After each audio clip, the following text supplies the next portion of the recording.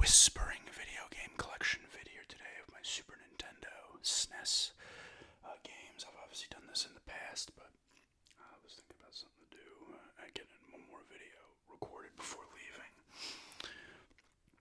for New York, so I figured I was like, screw it, I'll do a whispering non-gum collection video, so I hope everybody enjoys. First game I got here is the Scooby-Doo Mystery. Let me see if I can get that a little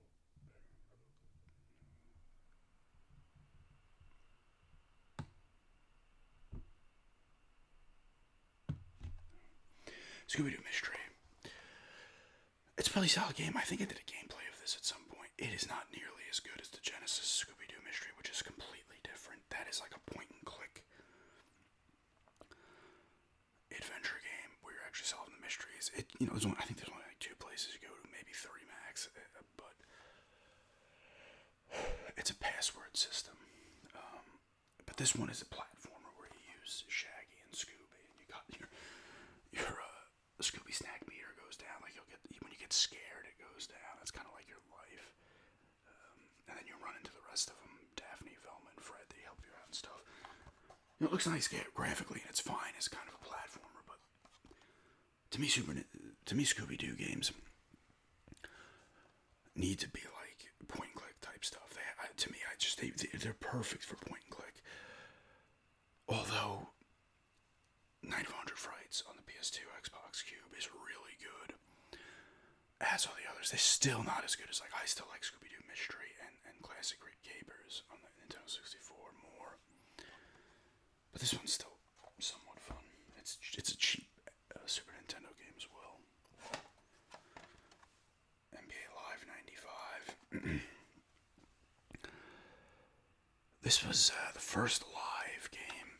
NBA Showdown was before this, and then before that was the Lakers vs. Celtics games. Bulls vs. Blazers, Bulls vs. Lakers.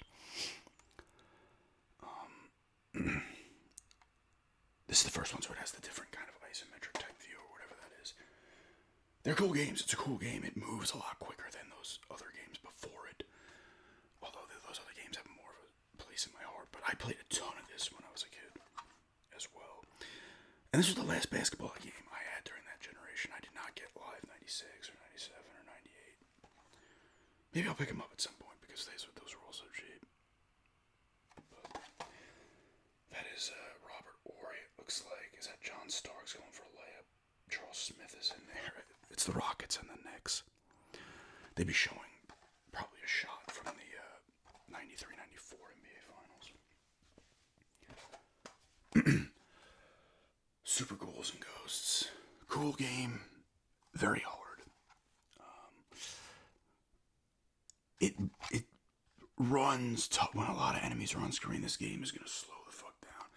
It is I'm pretty sure it's an earlier Super Nintendo title, probably within the first year. Looks gorgeous though, and the soundtrack's great. It's I don't know how fully different it is. The Genesis one is the beginning of this is definitely different in the ship and stuff. I can't remember how else it differs from the Genesis one. I think the Genesis one plays better, but this one's still solid and hard as fuck. At least for me. NCAA Basketball, so this is a Nintendo published basketball game. I actually really liked this game when I was younger. I still have the manual floating around somewhere. This one I got at Video Game Trading Post in Bayshore Mall for like $3. It has the Stanley Cup hockey, which was probably made by the same people. It was published by Nintendo. It was probably developed by the same company. I don't know who though. It has like a very kind of like this game is like the court changes when you get to the other sides, and there's no crowd. It's just a bunch of blue around, but it has a cool look and it plays very well. Obviously, these are all made-up players too. Although I think they kind of are. Obviously, they're based on the real players. They just have their numbers, but there are no names on it. It's still actually a pretty fun game. It plays very well, actually, in my opinion. Paperboy 2. I like this game. I had this game on the Super Nintendo when I was a kid. Another not too expensive Super Nintendo game. Improvement on the first, in my opinion, but it's Paperboy. You gotta deliver your papers to the right houses, get it in the mailbox or on the stoop. You have all types of weird shit coming after you, dogs. People on, like, unicycles, the Grim Reaper, cars you gotta worry about, and then there's obstacle courses at the end, but I always like them. I need to get the one on the not the Super Nintendo, the one on the Nintendo 64. I've never played that one. I've seen videos for it, but it looks kind of fun. 3D Paperboy. Wario's Woods. I got this for my fiance because she loves the NES one. This is the same thing, just better graphics. I think it might have a different mode in it or something, but it's a cool puzzle game, Wario's Woods. You gotta, like, get rid of the things, line them up properly, and Wario pops in and hits the thing, so, like, the tree thing is coming down on you and stuff. Birdo appears in this as well. That's a pretty cool puzzle game. I'm not great at it. I'm not the best at those puzzle games from back then. Some of them I'm pretty good at, but some I'm not good at all. Oh my gosh. Pit Fighter. This is not that great of a game. I think it's okay. But it's a fighter, and you're fighting in, like, bars and warehouses, and there's crowds around you, and it's digitized graphics like Mortal Kombat. You can get weapons randomly. I'm pretty sure the people in the crowd will, like, attack you, too. I can't remember full. But this was published by the Toy Headquarters, THQ. I'm pretty sure they don't go by Toy Headquarters anymore. It's just THQ. But this is, like, one of those games where, like, you remember liking it more when you were younger, and then you're like, nah, it wasn't that great, but I don't know. It's another cheap game.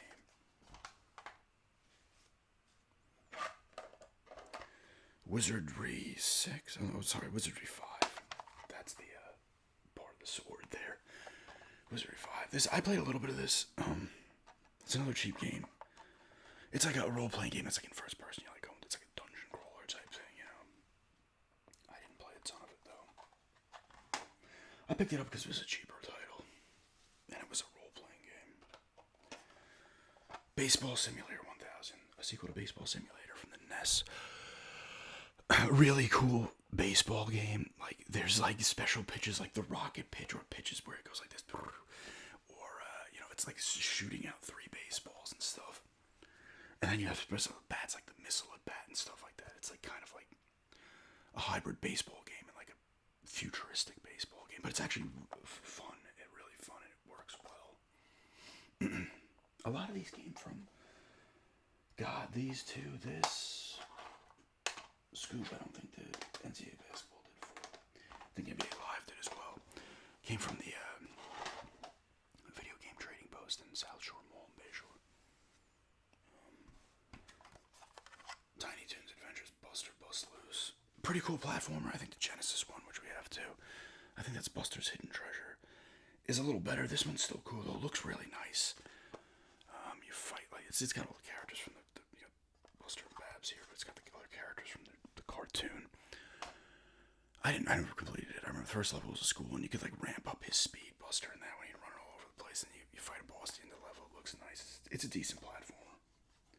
Konami was making all the Tiny Toons games from the NES to this era as well, Super Nintendo Genesis. Super Tennis. My second favorite tennis game behind Virtua Tennis on the Nintendo, the Dreamcast. It's just a super fun tennis game. It's a sequel to Tennis, and it does the kind of whatever it was, the what are they called? The Mode 7, where it turns the court when you change. It's just a solid tennis game. Looks nice. The gameplay is fun. It's just a solid tennis title, and another cheap title. Obviously, most sport games, most back in that era, are cheap. There are some that are expensive, but not. There's a few that are, like, really expensive, but most are not terrible. Super Return of the Jedi, part of the Super Star Wars series. Super Star Wars, Super Return of the Jedi. Obviously based on Return of the Jedi. I never had this one when I was younger. I had Super Star Wars and Super Star Wars Empire Strikes Back. Never played this one back then. This one was THQ, and then there was, like, also another company that there's another version. It was the same exact game though. I don't know. What was the other one that made it? I forget. JVC maybe.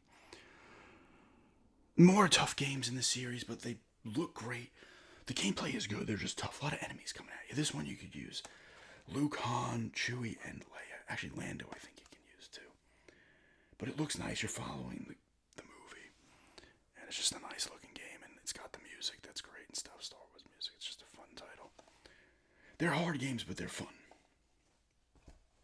You always look for cheat codes like I did when I got it, and go to different levels just to experience them all.